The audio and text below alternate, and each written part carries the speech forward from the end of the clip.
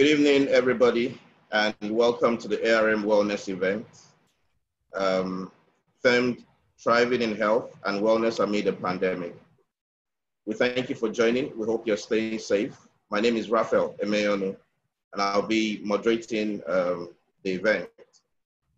I'm sure you're wondering what's the relationship between an asset management company and health. Findings have revealed that a lot of people focus on their jobs, they work very hard, they make a lot of money, they manage their money, they manage their wealth, but they pay little to no attention to their health. Some wait until it's very chronic, perhaps the headache or fever, before they even speak to a doctor or go to the hospital. Interestingly, we've decided to provide some health tips to you, our clients and potential clients, just to further show you that we care. Interestingly, you would also see that as you increase the improvement of health status in the population, it contributes to the growth of the economy. And that simply means that in good health, you're able to produce more, it enhances your productivity, and you're able to make more money, which in turn you can turn to good use. In the past couple of months, since the pandemic emerged, there has been different versions of the pandemic, the coronavirus disease. Different versions of what the causes are, what the symptoms are, how you can manage not contracting the disease. In fact, there's also information that there are some underlying ailments that might make you find it difficult to survive if you contract the disease. So at this event today, we're bringing to you renowned medical doctors who will speak to us on the current status of the coronavirus, how to build our immunity, and co-morbidity.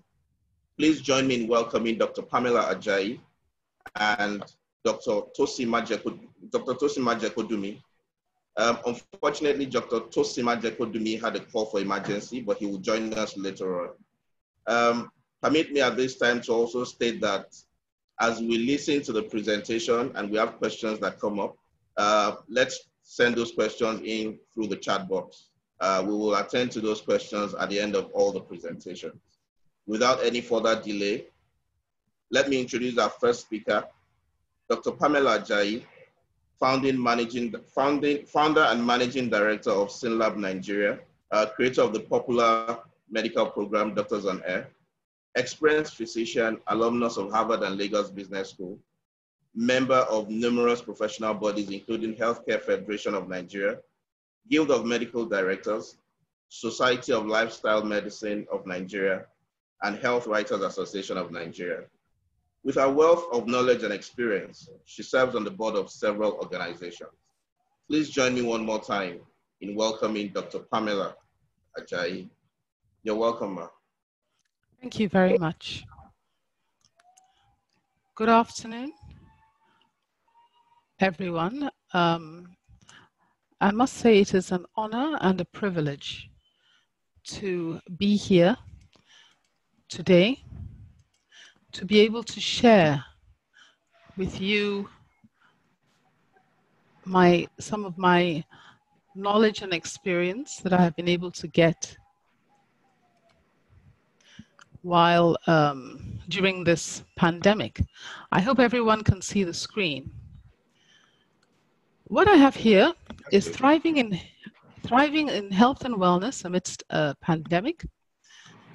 And my topic today is on the coronavirus update and building your immunity. I also have a few slides on myths, dispelling myths, if we have time at the end. So first, I'd like to talk about where we are today.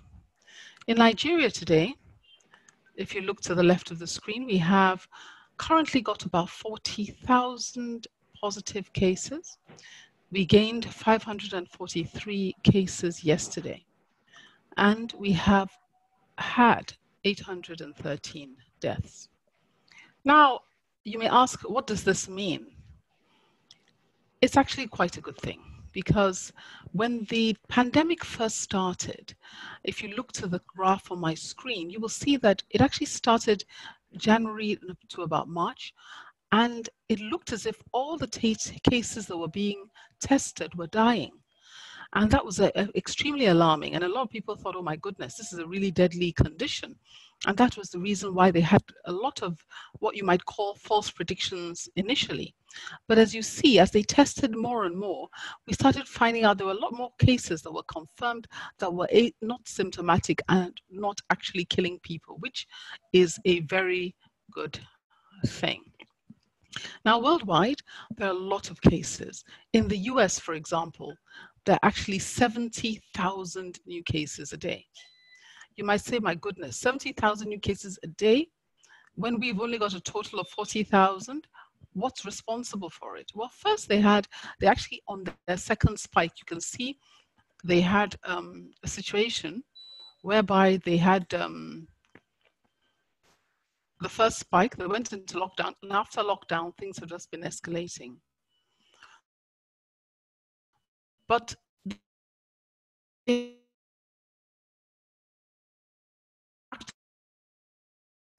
cases, because we have 40,000 people because we've actually only tested about 250,000 people.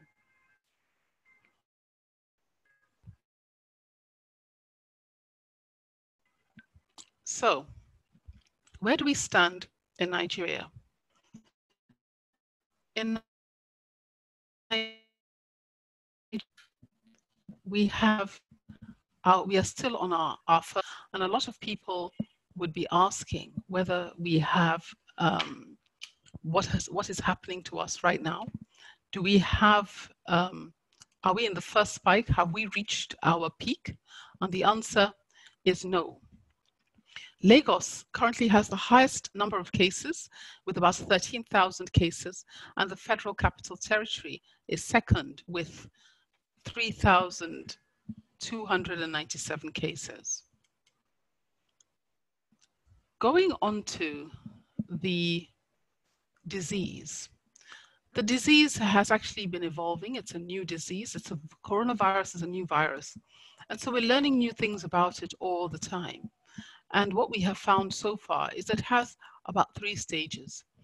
Many people get infected and may or may not have symptoms. And if they do have symptoms, they tend to have a dry cough, fever, diarrhea, and sometimes a headache. Then they may or may not go on to the second phase where they get shortness of breath. And there's a very distressing thing, what they call happy hypoxia, where they actually don't have enough oxygen in their system, but they are actually short of breath, i.e. they have very low oxygen, but they're not aware of it. And it's something that people can then just go, and you find some people actually literally dropping dead after just, appearing so healthy. And that's the reason why they use pulse oximeters to monitor people when they have the condition, because you can't tell when some people have it. And then, of course, there's the severe stage where there's a huge host inflammatory response and you have people reacting badly. But ever since the disease was discovered, it actually has shown that we can actually have many other kinds of symptoms. For example, what is very popular is the fact that there's loss of smell, loss of taste. Those are some of the popular things that have happened. Skin rashes, interestingly enough, are also part of the conditions that people have noticed is associated with COVID, and other vascular conditions such as strokes and heart attacks have also been actually found to be symptoms of the condition. Now, when we talk about COVID, we're talking also about certain other things that have been detected. And I think I'd like to share that with you, the new things that have come out, because unfortunately things seem to keep changing. And you say, why is WHO saying this today and saying that tomorrow? And that is because certain things are being confirmed. And so I'd like to just take you through some of the new things that are definitely confirmed that you need to be aware of. And the first is pre-symptomatic shedding. We say pre-symptomatic because it may be before you develop symptoms, or in case of people who never develop symptoms at all, asymptomatic people. We are finding now that in our communities, because we are now in the stage of community spread, about 40% of new cases are actually originating from people who have no symptoms. And also, what is very important, particularly for those of us who stay in air-conditioned rooms, is airborne transmission is now established, fully established. In the past, it was questioned or questionable, but now it is fully established. And that's very important, because if you're going to be in a room with someone, you certainly don't want to be in an air-conditioned room. You want to be, if you have to meet anyone, try and meet them outside so that the air does not transmit it. They've said that the virus can stay in the air for as long as 8 hours. And so it's very important that we realize that when people speak, the virus is shed. When people breathe even, the virus is shed. And in fact, the worst way is when people cough. And so if you have anybody, don't let anyone cough near you. And if you are coughing, please keep away from other people, because you could be spreading the virus. Now, comorbidities is something that Dr. Tosin is going to talk to you about, but what has happened is that there are a few medical conditions that are associated with an increased risk of severe COVID. And those include things like an immunocompromised state, obesity, diabetes, heart conditions, which could be secondary to hypertension, such as heart failure, coronary artery disease, cardiomyopathies. In fact, if you are interested in learning more about that, you can actually go to the radio website, because we had Dr. Yemi Johnson and Professor Fatimade, amongst others, talking about morbidities, comorbidities. To find out more about that, you can go there and learn about it. Sickle cell disease has actually been associated with increased risk of severe COVID disease elsewhere, but in Nigeria, we had someone who came and spoke about it and said that they haven't found as much, it hasn't been as bad in Nigeria as elsewhere. And I think that is a theme that we are quite grateful for. Now, unfortunately, the disease also seems to be more common in men and have a higher fatality in men. This is due to the fact there are certain hormonal reasons and certain receptors which seem to be more dominant in men, shall we say, than in women. And so that is something that has actually been established across all the countries, including ours in Nigeria. Now, ethnicity and COVID-19 is a very interesting one, because both in the US and in the UK, they found that a lot of Black people, actually the Blacks there, tend to be sicker than the whites. They tend to have a higher rate of deaths among the Black people. And for example, if you look at Chicago, that nearly 70% of deaths in Chicago involved Black individuals. Meanwhile, Blacks only made up 30% of the population. In the UK as well, and all around the world, it has been shown. But it's not reflected here. And I would like to, and this is one of the reasons, vitamin D. Vitamin D is something that is created in our bodies, particularly in the sunlight. And because we are Black people, we have melanin, which actually prevents the sunlight from getting in, because normally we're in hot places, we're in Africa. So we need that protection to prevent ourselves, for example, from getting cancer. But when you live abroad, if you live in the UK, US, where they have strong winters, then you find that Black people aren't able to absorb as much vitamin D as others. And what they found is that actually a lot of those people who have died had low vitamin D. And again, when I spoke to one of our doctors, he confirmed it and said, actually, a lot of people who had been dying in the ICU here in Nigeria, they checked them and they had low vitamin D. Now, you might ask, why? I mean, could that happen to me? After all, I live in Africa. But there are a lot of people who go from their air-conditioned car into their air-conditioned house, into their air-conditioned car with tinted windows, and drive to their office and get out and go into their air-conditioned rooms with curtains or blinds. And so a lot of us are actually vitamin D deficient and we don't know it. And these are some of the things that we need to realize. And these are some of the things that we can do to boost our immunity, but I'll be talking about that later on. Now, a number of vaccine trials are ongoing. Some of them have had early tests in humans, but I think it's just a space that we need to be aware of and look at. So how have we been coping with the whole pandemic? The pandemic has undressed a lot of countries, including our own. And I will say, though, that Lagos has actually risen to the challenge and has done its best in terms of working together with the population, trying to ensure that we have, we have adequate support. And what's the one thing I'd like to also credit our Lagos State Commissioner for is working with the private sector on several things. So for example, this is a YPO isolation center set up by the YPO.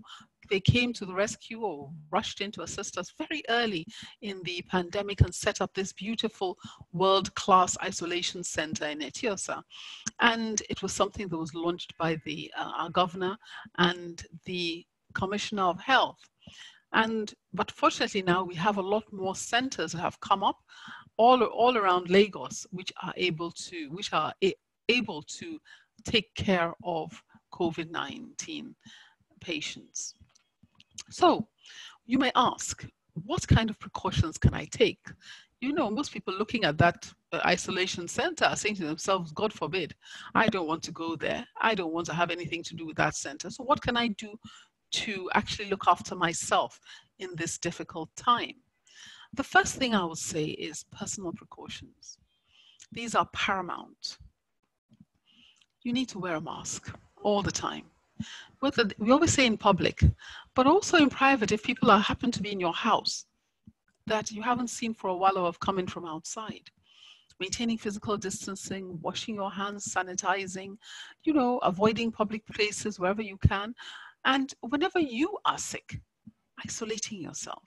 Whether you know you have COVID or you don't have COVID, you have to isolate yourself to take care of others. Then you have to engage and educate others, your people. Who are your people? Your people are, of course, your family. But they also include your house help, because a number of people have gotten ill because they didn't take the time and care to properly educate or manage their house help. So those house help go out, may or may not wear a mask outside, going to the market, etc., and come back and have brought it in to a number of homes. And so it's very important that they are educated and they are also taught how to keep safe. Now, there are a number of, flyers, etc., that are available for this, but it's important that we take our time to educate the others. What happens if we get sick? People are afraid to go to hospital now, and quite rightly so. A lot of sick people do have COVID and are going to the hospitals. However, there are a number of hospitals that have taken the care to adopt the new standards. And that's what you should be looking for when you want to go to a hospital. The first thing you say when you get into a hospital, you want to look around and say, is this place, for example, if you look at the bottom right hand, is there adequate social distancing? Am I expected to sit right next to another sick person that I don't know if this person has COVID or not? Are the doctors properly dressed? Do I see proper masking, proper sanitation, water? Do I see that these people understand the dangers of COVID and are trying to protect us, the clients, and themselves and their staff against it? So you should only utilize hospitals that have adopted these new standards. The next thing is to know that you don't have to actually go to hospital if you're not that sick. Telemedicine has really come to the fore with a number of hospitals, HMOs, everyone is trying to move to telemedicine. Of course, not everything can be done by telemedicine. If you're very ill, you need to go into hospital. But if you can do, when you have an early stage of the illness, or if you have a recurring illness, don't wait until it becomes bad and you have to go into hospital. Rather, seek help. Seek help immediately and then get that help from the appropriate quarters. So for example, these are just examples of hospitals like the British Clinic, Fertility Clinic, which is doing online consultations, and this MediCenter, which is a GP. Now for those people who normally traveled abroad, I'm sure it came as a terrible shock for those who normally have their GPs and their carers abroad to find out that you couldn't travel. It was a terrible shock for a lot of people, but that underscores the fact that we cannot rely on people outside to take care of us. We need to have a GP here. A GP is a general practitioner, somebody who can care for you, somebody who can manage you. So that even if you do go abroad, that person here has all your details, has all the information to be able to take care of you properly. So, for example, the MediCenter that's offering staying at home packages, well at home,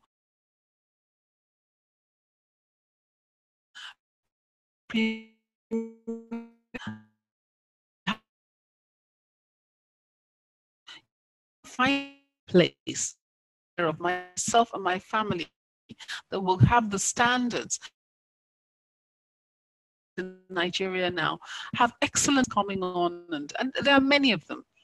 So it's important though that you have a doctor and you have a healthcare facility that you're registered with that can take care of you and can manage you, whether you're well or whether you actually have COVID. And for example, if you have a COVID and they're managing you from home, they can also make sure that when you start getting sick, you get into an appropriate place as soon as possible. Taking care of your personnel at work and at home, I will tell you, is the same thing as taking care of yourself. Because when you take care of them and you make sure they are not sick, then they in turn cannot infect you and make you sick. A lot of people have been asking, we need to test. The government, doesn't allow us to test. Now, I'll let you know that yes, the government has enabled private centers such as SynLab to do testing. You can do dedicated drive-through testing, the drive-through centers. You can collect your samples at home, and you can do it as required. And there are several other labs that are also enabled to do this. So you can find out what your situation is, if you've been feeling ill, if you're suspecting your others, or even if you want to travel. These Lagos state government has now enabled the private sector, specific private sector players to be able to test you. And I mentioned travel because travel is actually the way we got into trouble in the first place. We all know that the illness started in China. Somebody carried it out. And from that person or those persons who carried it out, it has spread all over the world. All over the world. Look at that. People traveling all over the place until this one condition has gone all over the globe. I don't think there's that. I mean, there are very few places that exist in the world that haven't seen this virus in one shape or form or the other. And you might ask yourself, because this is what a lot of people are planning to do, planning to travel soon. And you're saying, look, I want to travel, but you must be aware that the airport and the airplane are one of the most dangerous places right now for this condition, for catching COVID. And so I'm not saying don't travel, do travel, but you must be aware that actually that airport screening of the temperature detects less than half of the people who are infected, because not everybody has a fever. And even if I had a fever last night, it may have broken by this morning when I happened to be getting into the plane. That doesn't mean I'm not infectious. As I explained earlier, the infection is airborne. So it just takes a lot of planning, making sure you have appropriate masks, appropriate, sanitization, and taking good care of yourself to keep yourself safe if you do travel.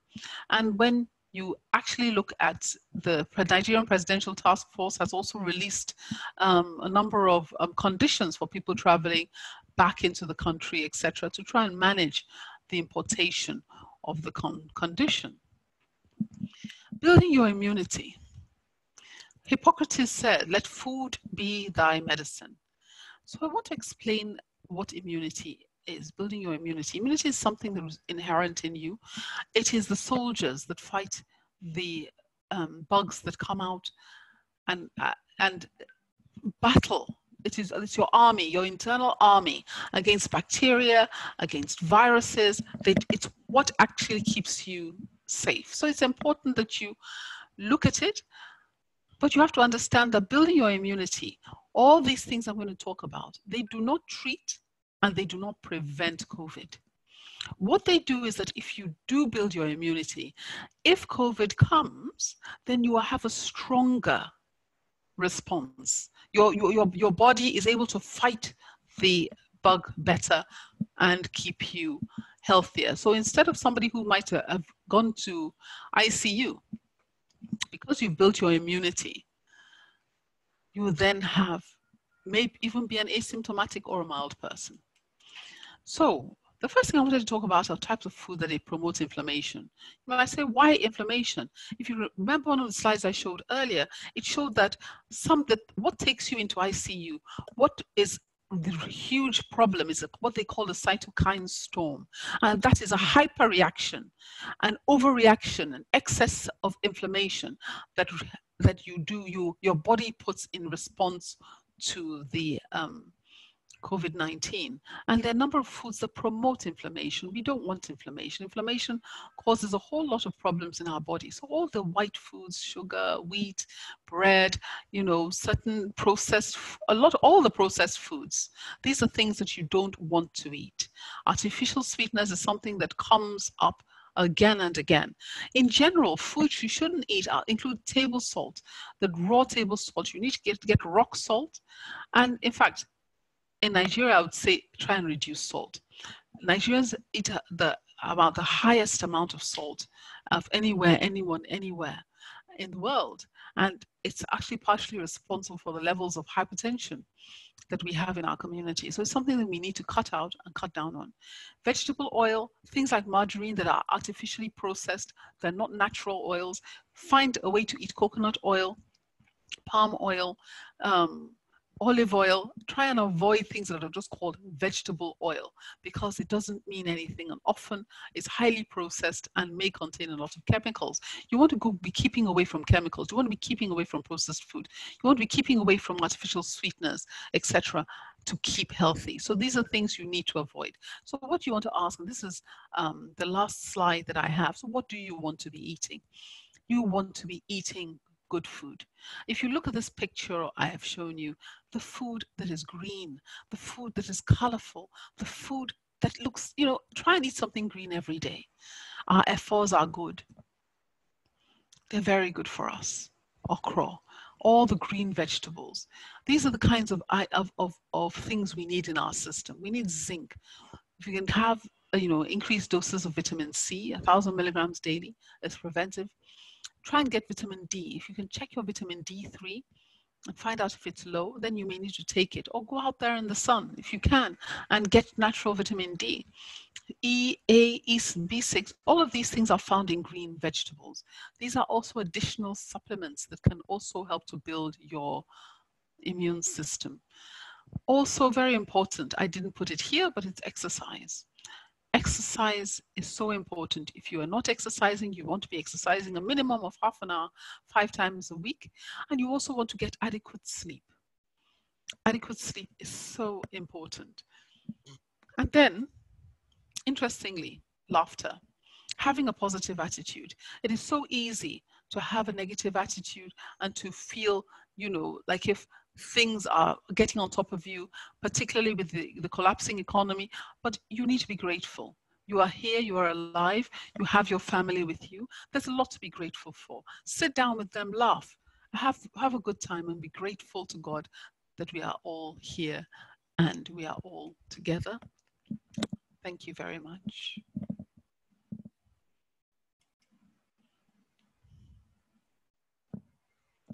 Thank you.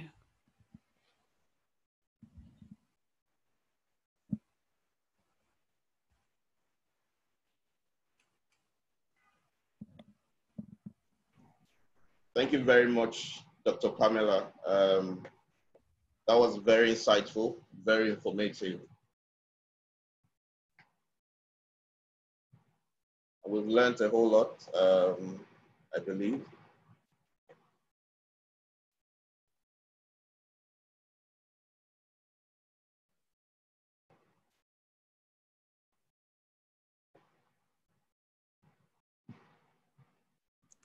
Hopefully, I will be open to questions at the end, and also I have some slides on the myths, common myths about COVID. I can share later on if there's time. Okay, we will take questions in the end.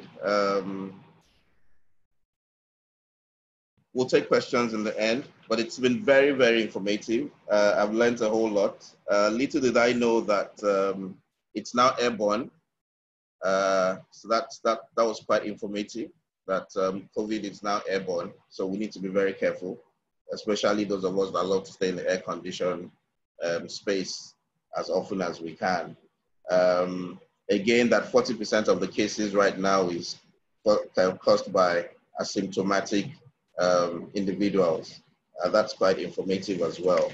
I think the other things I also picked from your presentation, part of the precautions, we need to put on our mask often, frequent washing of hands, physical distancing, protecting our elders, and taking care of our staff is very, very important.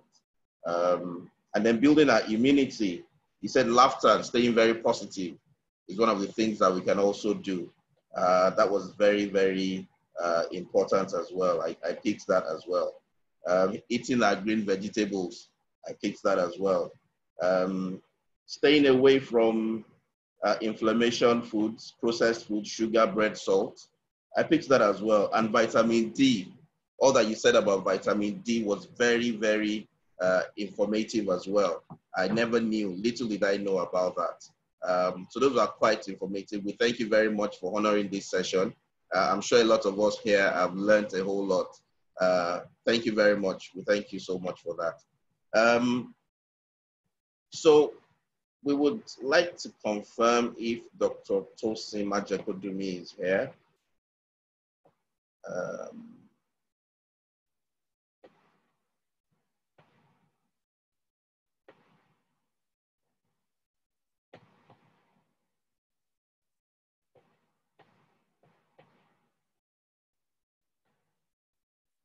Okay, looks like Dr. Tosin Majekodunmi is still not here. He's supposed to be our second speaker. For those that are just joining us, this is the ARM Wellness event.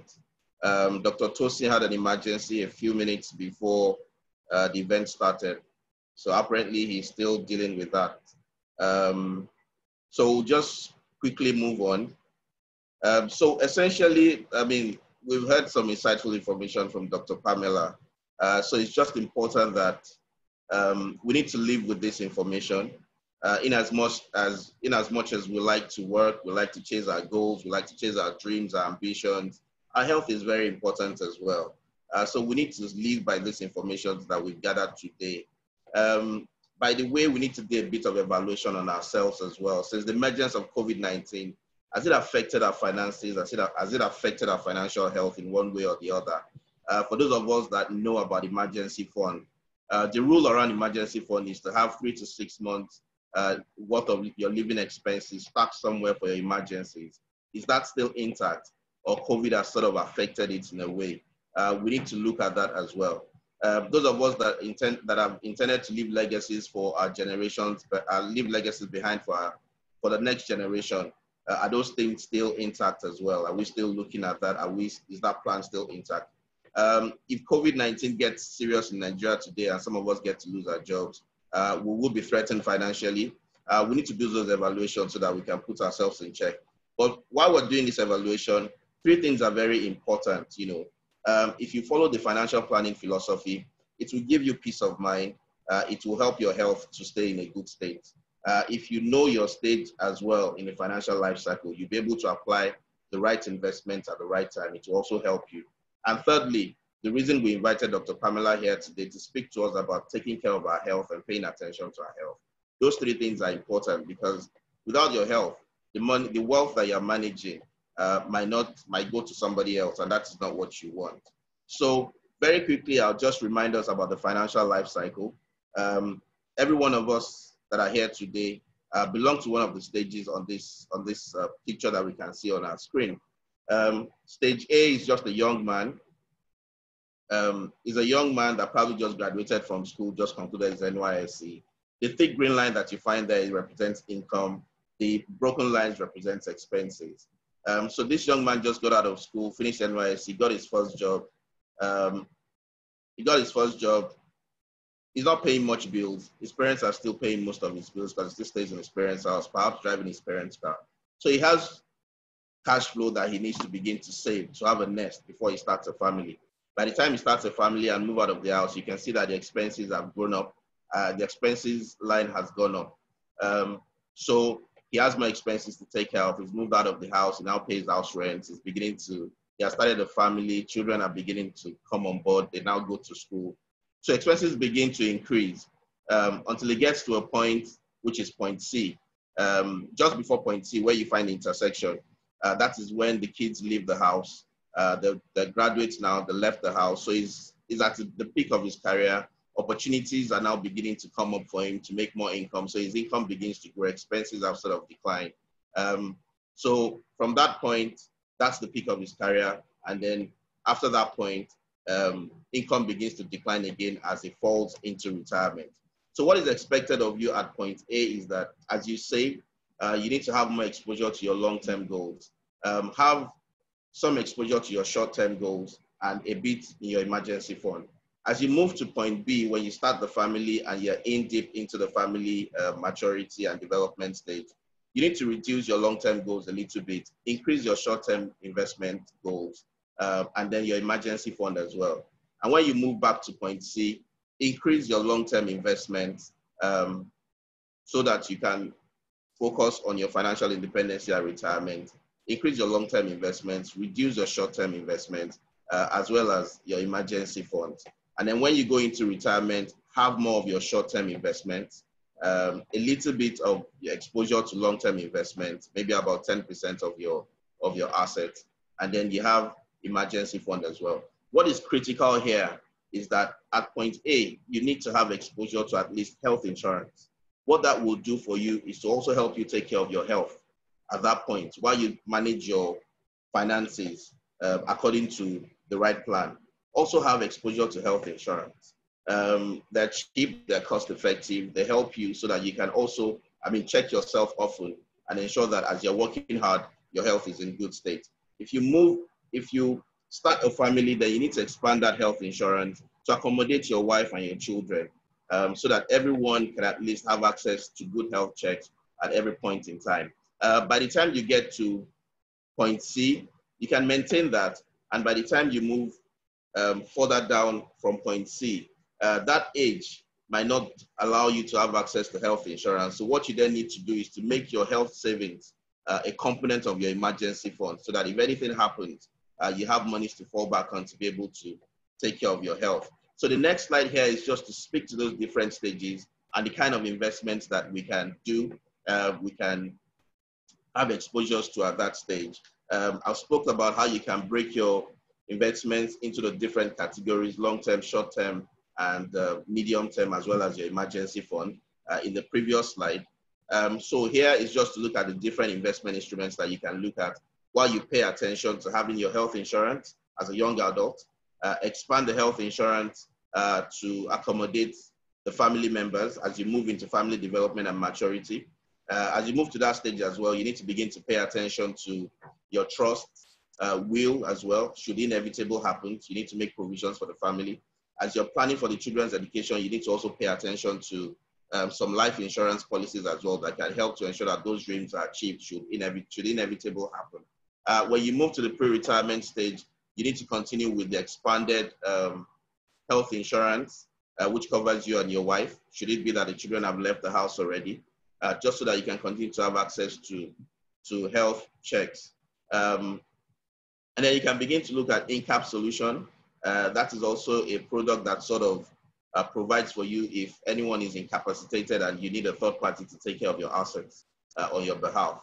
And then you look at trust and will as well at the pre-retirement stage. And then when you get to the retirement stage, like I mentioned earlier, age might not allow you to have access to health insurance. So you need to create for your health within your emergency savings. Part of the things that you also need to look at there are your trust plan as well as your will, so that you can begin to have a decent plan for your beneficiaries and ensure that this thing actually, your assets actually go to people that are that you want your assets to go to at the end of the day. We will leave you with this quote. Health is like money. We never have a true idea of its value until we lose it.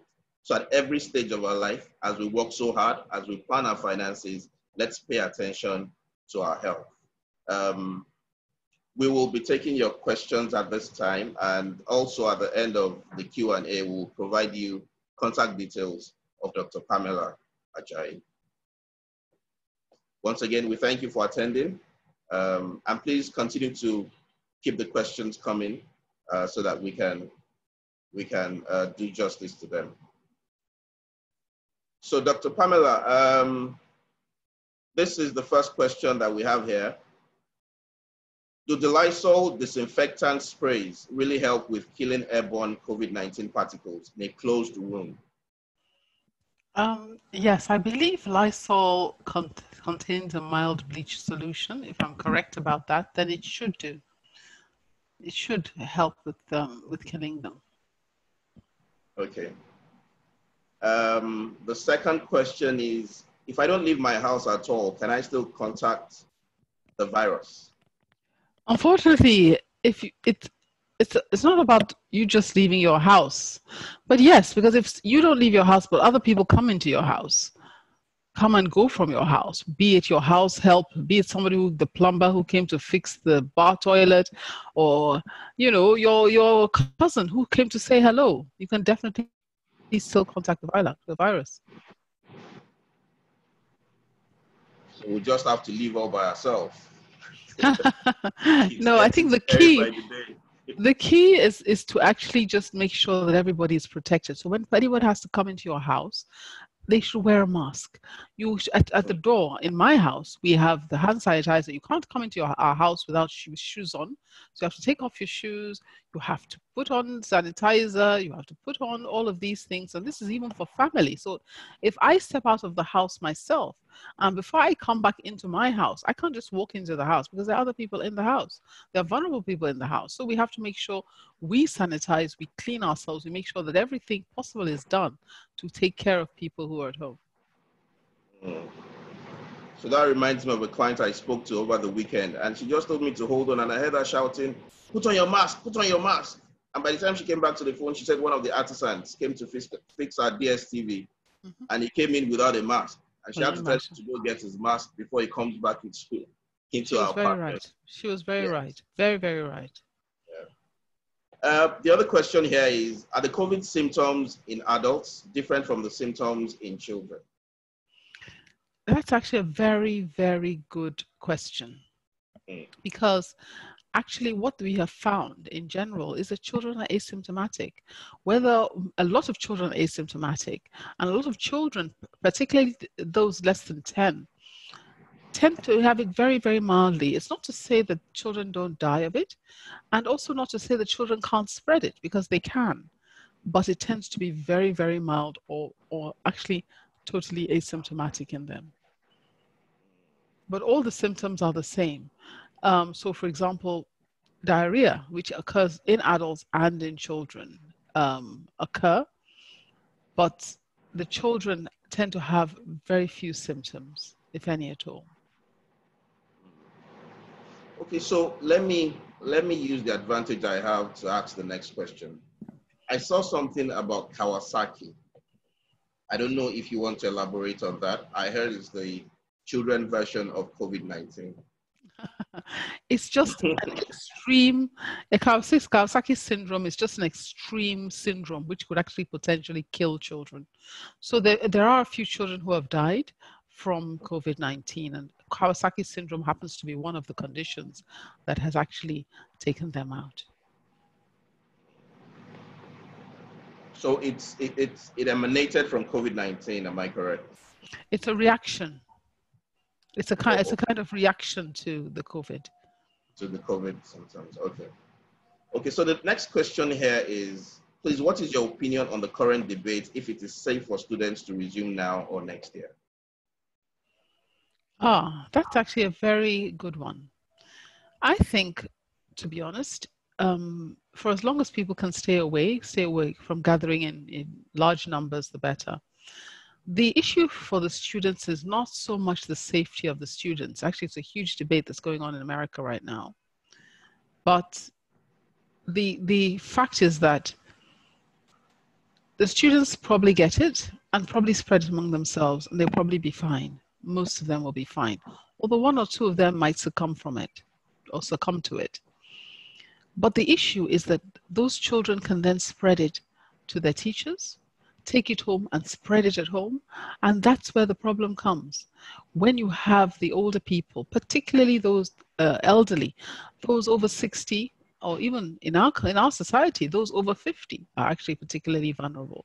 So they come home and they bring it home, and then the person at home gets it, and that person could then be in trouble. So I think, for as long as we can keep people away from large gatherings, from coming together so closely, until we also have a proper treatment for the condition, I think I would prefer to keep schools closed, churches, mosques, and everything closed, unless we can really safely distance each other. And with the fact that it's airborne now, it makes it very risky. So, okay, so let's go to the next question. So the next question here is, are the COVID symptoms in adults? No, you responded to that. It's just a similar question to the first one. Good day, doctor. Please confirm the best time to get exposed to vitamin D in Nigeria. Is it early in the morning or any time as long as it is sunny? I think it depends on your tolerance. The stronger the sun is, the more you will get. So I think it depends on you. I think right now there's a lot of cloud. So you want to get out when there's reasonable amount of sunshine out there. I think so. It just depends on your tolerance. So for example, when I go into the sun, I tend to go early in the morning or in the early evening, because I find that I burn, because I'm fair, I burn in the midday sun. So I tend to do it at those times of the day. So it just depends on your, what word should I use? On your own propensity or how you tolerate sunlight. So let me ask another question here. When do you see, because I want to believe that in the medical space, you'll have access to a lot more information than some of us here. When do you see the vaccine coming out? And when do you see us going back to a normal life? I think we need to, the word normal is very debatable. What people are saying is that the COVID issues will be around for the next 1.5 years. And I think we need to stop waiting for normal to happen. And we need to just move into what we call the new normal, the new digital normal, the new world. So for example, there are a lot of advantages actually to this new world. Most of the time before, if you wanted to have this seminar, you'd have had to rent a hall, you'd have had to get everybody into the hall, you'd have had to give people some food. But now we can all sit down from the comfort of our homes and actually share knowledge, have business, do work. So all the travel business, traveling that people used to do to meet people on the other side of the world, I think all of that is gone permanently, because you can meet somebody perfectly well on Zoom. So a lot of that will drop. There will, of course, be hassle. You have to go and see certain locations and all that, but a lot of it will be reduced. So I think we have to accept the fact that we're moving into a new normal now and just flow with it. Okay, but when do you see the vaccine? When do you think the vaccine will come out? Well, there are people saying that it'll be as early as September, October, but I would say that we should actually not rush to get the vaccine, because normally vaccines take between 3 to 5 years to actually produce, and now they're rushing to produce them in less than a year. We need to make sure that it's there's adequate studies to make sure that it's safe, adequate studies to make sure that it is also efficacious, because one of the issues that we found with COVID is actually that people develop the antibody, and after a while the antibody disappears. They're finding it disappears after 6 months. So if that is even with you actually having the condition, the immunity seems to go, then will a vaccine give you long-lasting immunity, Or is it something you have to be taking a vaccine every year? Can we afford the vaccine? So there's still a lot of questions that need to be answered, I think, before we all go live. But right now, I must say, the West and so on, they're out there buying up all the vaccines. So even before we see it here in Africa, it might take a while, because I understand they've stockpiled 30 million doses of the vaccines here. Someone else is buying 50 million there. So we'll have to wait and see. This is similar to the question I just asked, but I think it has a different version of it. Is there a treatment for a novel coronavirus? When you say is there a treatment, there's no, I'll say yes and no. There is treatment for the symptoms. There's symptomatic treatment. Is there something that can kill the virus, as in an antiretroviral, or something that can knock the virus on its head and kill it? The answer is no. But there are treatments for it. So for example, recently, there's an inhaled steroid that they're using that stops the inflammatory reaction in the lungs, and really improves something called dexamethasone that can really improve, the life or the mortality rate in severe cases of COVID. There are, so there are a number of things that people are doing. There's a very promising treatment in the UK, something that appears to increase the interferon beta. So there are things that are coming up that are helping to either increase the immunity or suppress the inflammation. And those are all treatments, because sometimes symptomatic treatment is treatment. Even oxygen. Oxygen is a very good treatment, because as I mentioned to you before, low oxygen is what kills a lot of people. And so just giving oxygen is treatment. So there are treatments, even though they are not specifically directed at killing the virus. So there's another question here, but before I take this question, let me quickly ask another question. So I know that one of the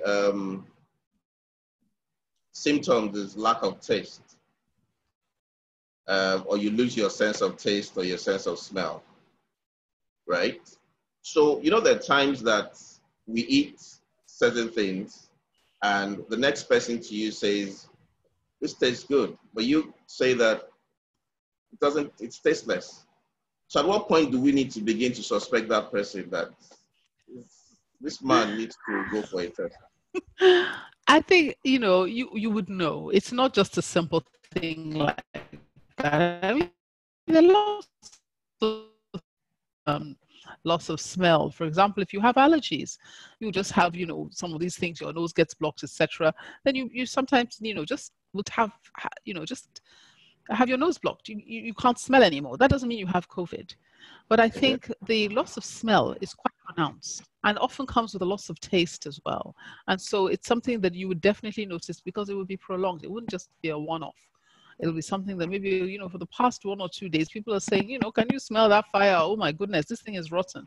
And you can't smell anything. So you would know. Okay, the next question is it important to test my family members every month? Well, it depends on the kind of exposure your family members are having. You see, I won't say yes or no to that. If you know that, your family, or you are, for example, you're a medical person, you're on the front line, you're at risk, or somebody else is at risk, and that person is in the house, and you think, we could be at risk, then it may be something you need to do. It depends on what the risk levels are. That would have to be answered on a case-by-case basis when we know what the risk factors are in that household. But I'm sure it's really not necessary for every single month, but it depends, as I said, on what the risk factors are for that individual. Okay, so the next question says, thanks, Dr. Ajayi, for the presentation. The airborne spread is quite frightening. I agree. About wearing masks, most times breathing through it is a bit discomforting. How does one mitigate it? It's unfortunate, but I think it's just something to get used to. As a medical doctor, I must tell you, we had to wear masks all day in theater when you do the surgical postings. Fortunately, I didn't end up being a surgeon, but there are many people who are surgeons who wear it they walk into the theater, they wear it from 8 o'clock to 5 o'clock in the evening. They wear the masks. And so it's the important thing to know is that it does not compromise your breathing.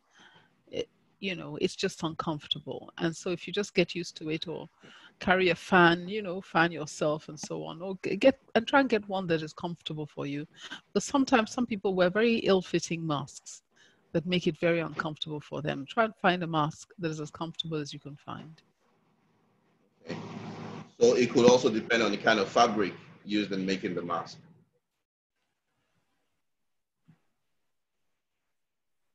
Hello, Dr. Pamela, are you there?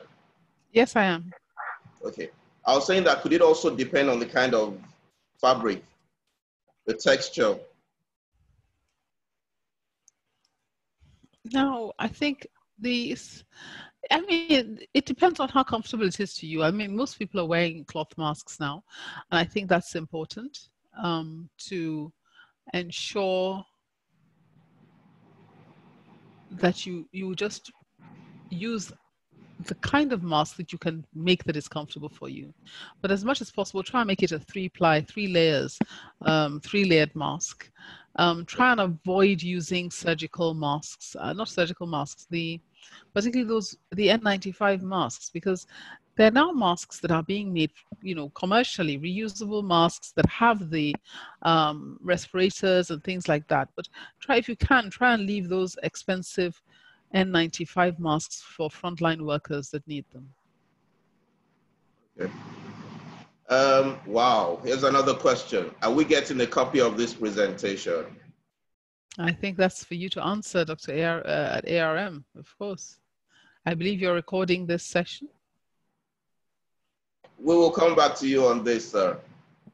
The other question is, while I can enforce wearing masks, by domestic folks in my house, my concern is that when they're outside in public transport, etc., they may not follow the rules, thus potentially exposing me when they retire to my place.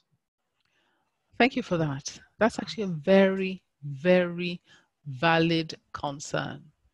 And that's why I said you need to really take the time to explain to them. You need to come down to their level, because it's not just a matter of, oh, wear this mask, I'm telling you to wear the mask. You have to explain to them the risks, everything about the coronavirus, because when you do that, you'll be surprised. No one wants to get it. And in fact, I find my driver, he wears his mask when I'm in the car. We both wear our mask when we're in the car.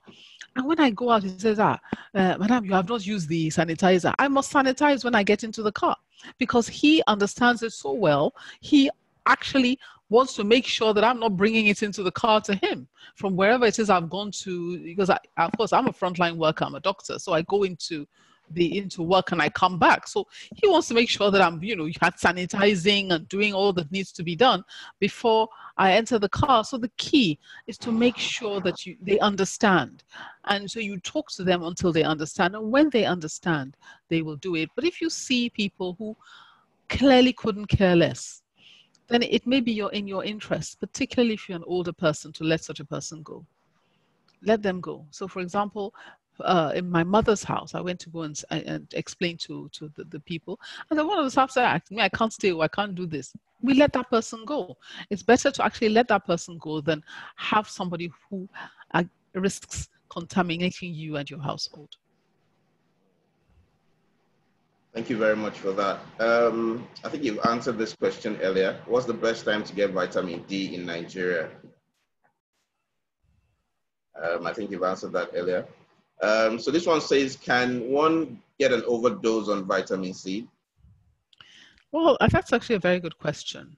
In theory, you can't, because vitamin C is a water-soluble vitamin, and so therefore you should be able to wee it out. If you take too much, your system should actually just simply pee it out. But if, for example, you have any form of renal impairment, your kidneys are not working as well as they should, then you could perhaps get into trouble. But I think the 1,000 milligrams that everybody says just to take to boost your immunity is fine, but certainly I would not advise you taking more than that. Please send in your questions.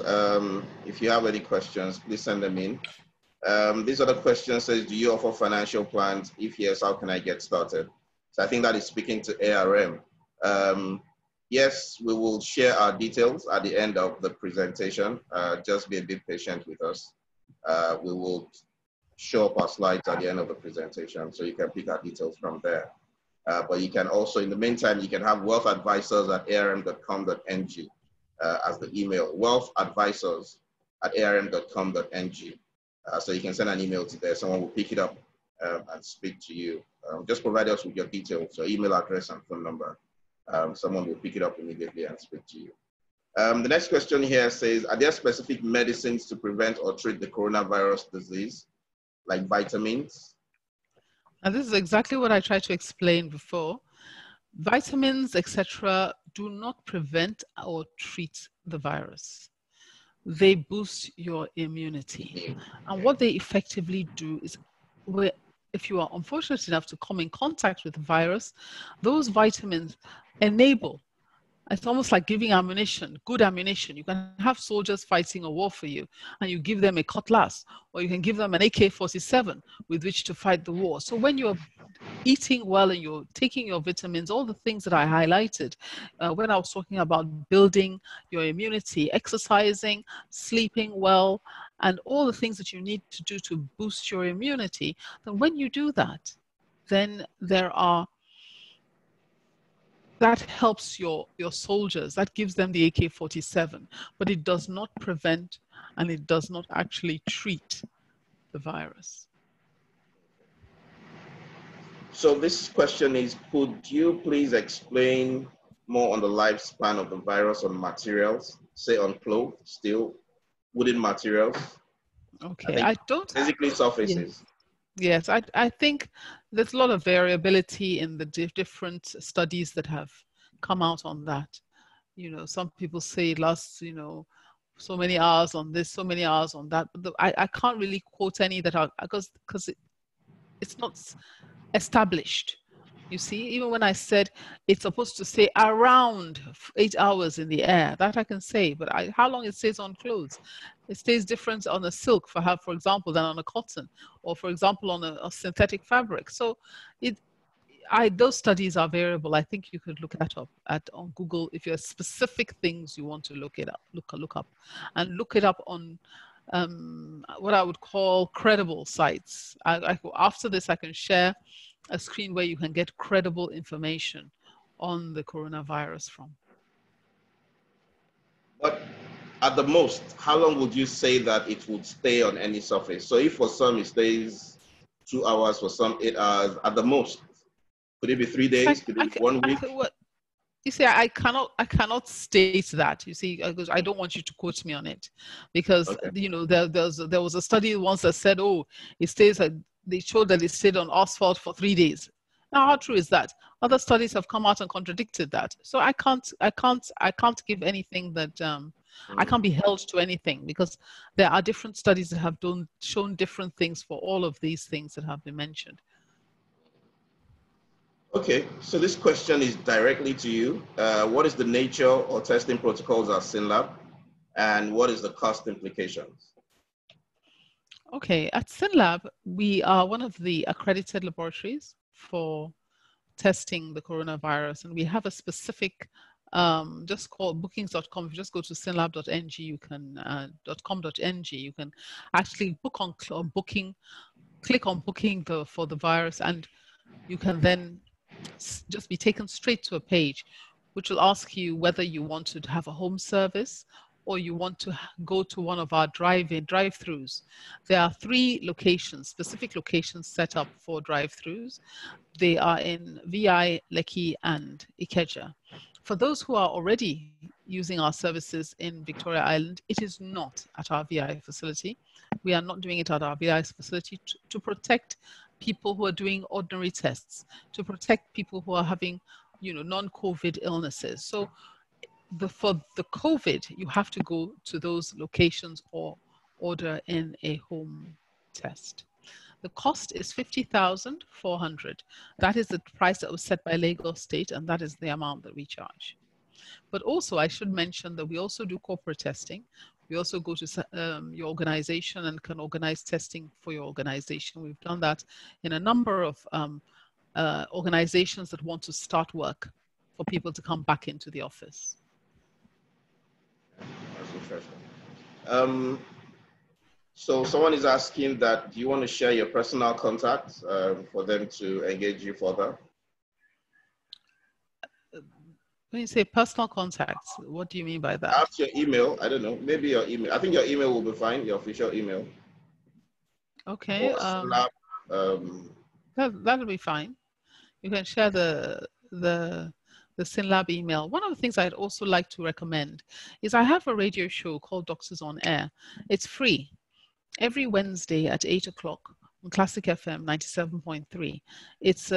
And right now we have been doing a series on COVID almost from the beginning, when we had the High Commissioner of Health come and talk to us about it. This week we did COVID and the skin. Last week we did COVID and hypertension. We did COVID and diabetes. We've done COVID and the elderly, psychosocial impact of COVID. We keep doing that because people really need to know, and because things keep changing. So I think next week we're talking about COVID and its effect on the liver. So there are different things that are coming up, and if you want to keep informed, you want to keep updated, you can go and then also go onto our website, which is doctorsonair.com.ng, doctorsonair.com.ng, and you can actually even listen to previous episodes. We always have a specialist that comes in to talk about it. Okay, interesting. So please take note, Doctors on Air, 8 a.m. Wednesdays at Classic FM, correct? Yes, 97.3. And for those who don't have a radio, you can actually go online. You can actually listen to it online. Yeah. So these are the questions. I think you responded to it earlier. Are there specific medicines to prevent or treat the coronavirus disease, like chloroquine, vitamin zinc, ginger, etc.? Yes, I spoke about that earlier. There's a question that I think you've missed, which is the one on this. As the pandemic has created a lot of uncertainties that affects the mental health and psyche of people. How do we manage this? I wanted to address this because this is actually very, very important. I'm not a psychiatrist, but I fortunately have actually, and I can refer you back to the psychosocial impact. We had a psychiatrist and a public health physician talk to us about that. So if you go on the website, you can learn a lot more about how to handle it. But there are a lot of things that cause depression.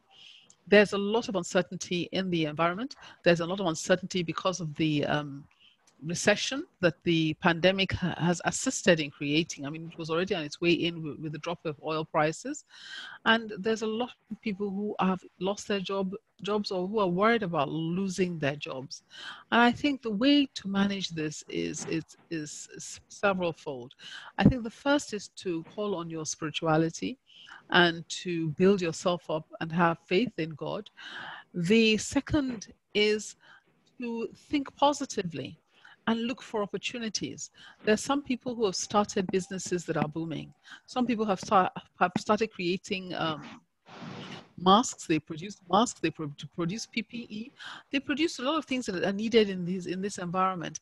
Interestingly, a lot of people have gone into farming, and they're finding out that doing farming or doing online events, or there's so many things that there's a need for now. There's a lot of need now for more techie people to help with things like creation of this kind of webinar. And there's a lot that needs to be done. So I think the key is to start to be creative, to think positively, and to know that we will all pull through this. And so we can, and if you do need help, you shouldn't be shy and say, look, I feel hugely depressed. And before you reach a point of doing something that to damage yourself or to damage others, you should reach out. There are psychologists, there are psychiatrists, and there are a number of people who are actually even specializing. I know Dr. Maimuna Kadri has done a lot of work with this in this area. I don't have her details now, but I can try and get it. But if you Google her name, Maimuna Kadri, she's a person who's done a lot of work in specifically dealing with this psychosocial impact on people, and she can be of help to you. And there's nothing wrong in reaching out. If you need help, reach out. We'll just take a few more questions. Does COVID-19 cough produce normal sputum or any color of any color? Interestingly, the COVID-19 sputum is actually cough is actually supposed to be a dry cough. It's not always dry, but it is something that is actually, you know, supposed to be a dry cough. It's not normally productive of sputum. Okay. Thank you. I thought you addressed this in your presentation, but let's take it. Is it safe to travel by air now? Well, I don't know the word. Is it safe to travel by air? I would say that the word safe is very variable. I think it says this, as I mentioned before, the airplane, it's actually, I think, in my opinion, one of the top places to catch COVID, and that includes now, because the virus is airborne, and you are touching, in contact with so many people, and they're touching so many surfaces that other people have touched. And even when you put your bag through the the thing, you're putting your bag on a place that 101 bags have passed through, and you don't see people cleaning it every 2 minutes. And so there's a lot of risk in the airport. But I think the key is how you manage yourself and how you sort of travel proof yourself. And that is something that you just need to sit down and plan. Make sure you have the adequate masks. If you need to carry gloves, change your gloves. You can't just wear the gloves through the whole thing, because then your gloves get dirty. You have to have lots of changes. You have to make sure, some people don't eat. They will not eat or drink on the flight, because if they have to eat or drink, then they have to take off their mask. So there are so many things you have to think about, and as to how you want to protect yourself during the flight. But if you are traveling by private jet, and it's your private jet, and it's only you on the private jet, then of course there's no problem.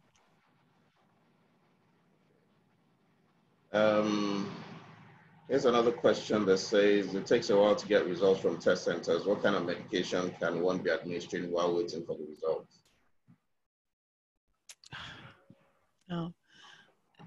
I think the key, as I said, is to also look at registering with someone like the MediCenter.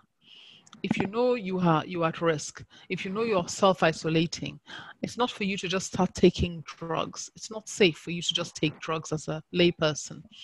That's why I brought up something like the MediCenter or Palon. There's some places that are offering, help to people at home, where you have a doctor who can check your SATs, who can check all of these things, and you can, and you can actually have them monitor and manage you, as opposed to trying to self-medicate. I do not recommend self-medication. But if you are taking vitamins, etc., which you have been doing before, there's no harm in doing that, and eating well and exercising in the interim. But now, Lagos State has actually licensed a number of laboratories, which include us at SynLab, and we do give out our results within 24 to 48 hours. So within 48 hours, we expect to get a result. So it shouldn't be that long. So this question is, if I have survived the first COVID attack, do I stand a greater risk of a second attack? That's such a good question. You see, the truth is nobody knows. Okay? I don't think so. I think if you survive the first one, you've got antibodies. Normally what happens is that your antibodies are there, and if you get a second attack, they will rush out and protect you because you've already built them up. Your system is already ready to fight. But the truth is nobody knows what would happen, because we really don't have the data on that yet. Okay. Okay, this other question says that, so while wearing the mask to prevent airborne virus, what happens to the CO2 we breathe out? And how sure are we that we're taking in enough oxygen while wearing the mask?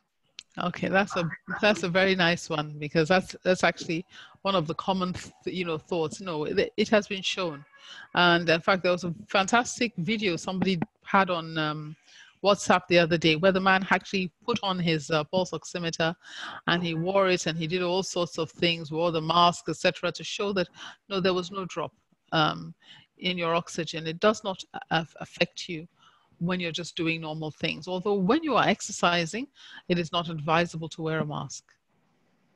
But if you're just walking around, just moving and doing all the normal things that we all do, there's no problem. But if you're going to go and, run a marathon or run or jog for 2 miles or something, it's not advisable to wear the mask. This other question says, just like vitamin C, what do you have to say about the routine use of zinc vitamin? Well, I think there's a number of vitamins. Interestingly, as he speaks, the vitamin I personally am taking, the vitamin C, has 1,000 milligrams. It also has a small amount of zinc and selenium in it. There's no harm in taking that. It's when you start taking large quantities that could be a problem, because of it, too much zinc can, see, there's a delicate balance, and you don't also want to poison yourself with some of these things. So you don't want to take too much. So if you're taking a vitamin C, which already has a small amount of zinc or selenium or whatever in it, there should be no harm in that. Okay, I think we have just 2 more questions to go. One is, I tried taking some lemon and ginger mix and some multivitamins for some time during the lockdown, and it gave me a positive and almost an ulcer. I was on ulcer meds for almost 3 months. Was it a bad choice? Sorry, could you repeat that question? I tried taking, apparently he took some lemon and ginger mix in addition to multivitamins for some time, for a particular period during the lockdown. Okay. And it turned out to give him ulcer. Yeah. Ulcer in the process. Yeah, I think that's the thing, is that a lot of people are taking a lot of unorthodox things. What do you mean by a mix? Who mixed it? What was in it? Sometimes some people are taking all these agbo-like substances. Oh, this person is selling this, our one is selling that. Don't do that. Because the combination of the lemon, very acidic, with ginger, if they had any other thing acidic in it, particularly when you use the word mix, we don't even know what else was in there. Some multivitamins, and mixing some sort of potion, So I think it's important that you just take what needs to be taken. Don't take anything that you can't vouch for. Just your regular, tablets. And if you know that you have ulcer tendencies, then you need to yes. And I would say it definitely was a bad choice. And I think you have to be very careful with a lot of these unorthodox mixtures that are being sold, and also that relatives are telling you, mix this and mix that and put this together. You need to be careful with that. Perhaps you might want to take these 2 questions together. What's the difference between opening churches and marketplaces? And then this other one says, studies shows open areas helps to limit the COVID virus spread. What's the level of prevention in enclosed air-conditioned environment, even when wearing nose masks? So perhaps you want to take the 2 together. Well, I think the reasons why markets have to be open is because we have to eat, and if we don't eat, we will die. We have to get food, and so it's important that we go out and get the food. But the fortunate thing for the markets, as he said, is they're open air, they're open spaces. And I think, but I think what we are not seeing is people in those market spaces actually wearing masks and also taking precautions. You see them packed together, they don't wear masks, no social distancing. And so for me, that's a huge worry, because it's a huge potential area of spread. We could have a lot of spread in that kind of environment. So it's dangerous. Now, in the churches, obviously most churches are air conditioned, and we've talked a lot about how the virus is now airborne. But if you're wearing your masks and you don't take off your masks, and there's adequate social distancing, it is something that, again, is a possibility. But when you start opening churches and mosques and having everybody pack in and people going on and, you know, shaking hands or, you know, all the things that we normally do, because then there's a huge danger in that. But right now, I say for anybody, there's so much. You see, it's actually been wonderful because being at home, you have a huge opportunity to actually go online. In fact, I attend more than one church service on a Sunday. There are two particular places that I like to attend the churches of, and I attend two of them. I don't have to physically be there. Also, one of the things that I found is that our fellowships that we used to meet physically in, have become far more intense and far more meaningful now that we're doing it via Zoom. And we're able to really get, you know, into the depths of those discussions online. And so God does not need you to be in a building. God needs you to hold him in your heart. So I am not bothered about having to physical, whether it opens or it doesn't open. I think at the end of the day, it's about a personal relationship between you and your God, and that is what you should focus on.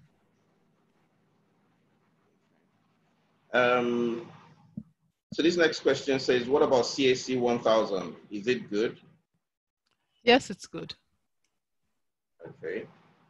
The other question is what? That is vitamin C of 1,000 milligrams. And that's what the standard is. But there are several other things that can be taken, but that is certainly good. Okay. This next question is for ARM. What investment options do you have in this period of the pandemic? Interestingly, there are a couple of things. So I'll just take this. This is not for Dr. Pamela Jai.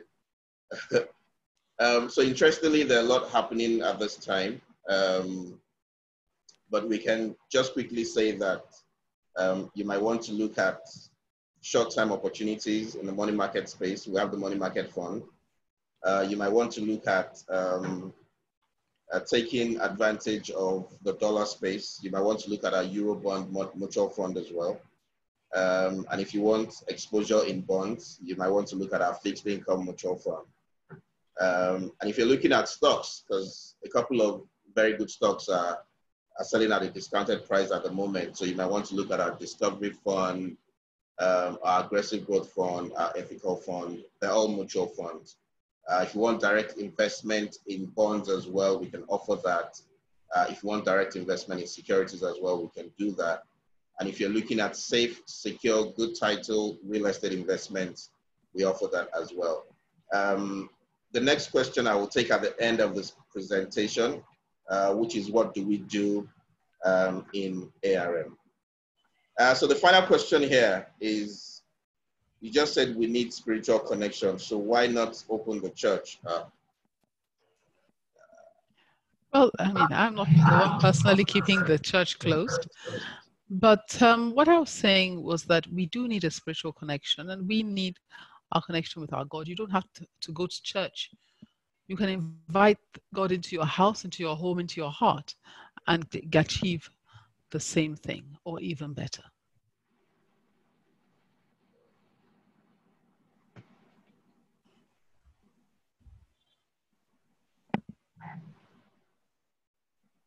So once again, we want to thank you, Dr. Pamela Ajayi, for taking time out to be with us, especially at this moment.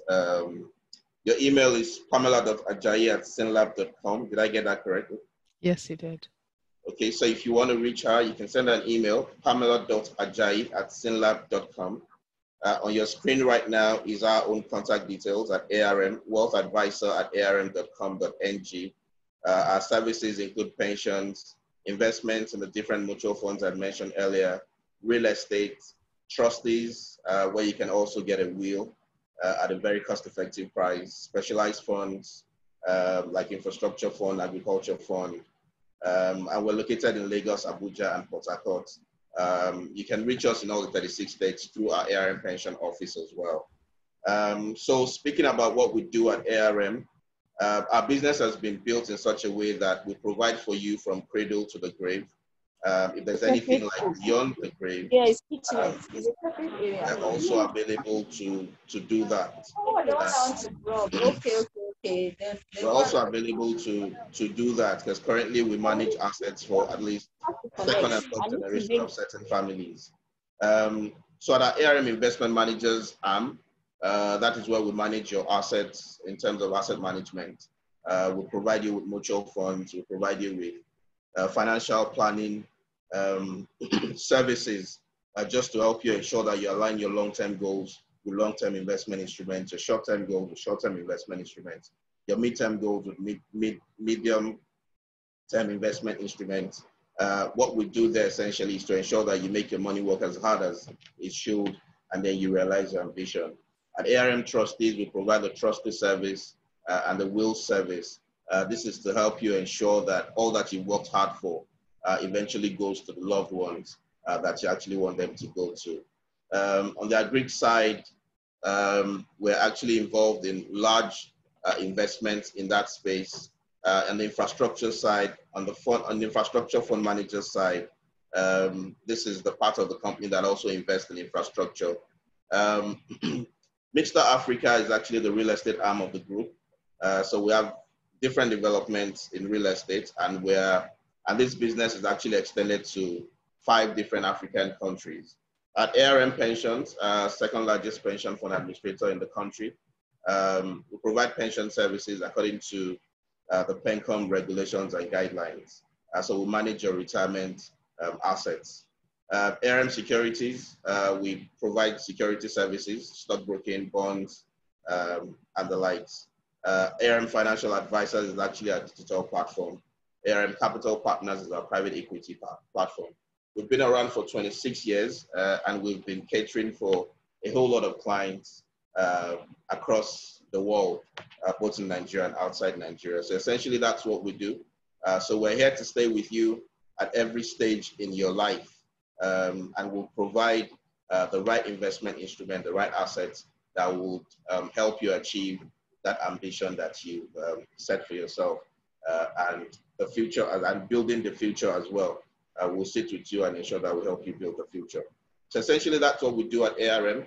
Like I mentioned earlier, if you, it would be nice for you to reach out to us so that we can sit down with you and discuss further, because again, we do a whole lot. So we'd like to sit down with you and understand what exactly it is that you want to achieve, and then we can narrow our discussion down to specifics that will address that objective. Send us an email today at wealthadvisor@arm.com.ng. Once again, we thank every one of our participants for spending time with us this evening. I've learned a whole lot, and I want to believe that you've learned a whole lot as well. We hope that you will do this with us again when we invite you for our next webinar. Thank you, and have a wonderful evening.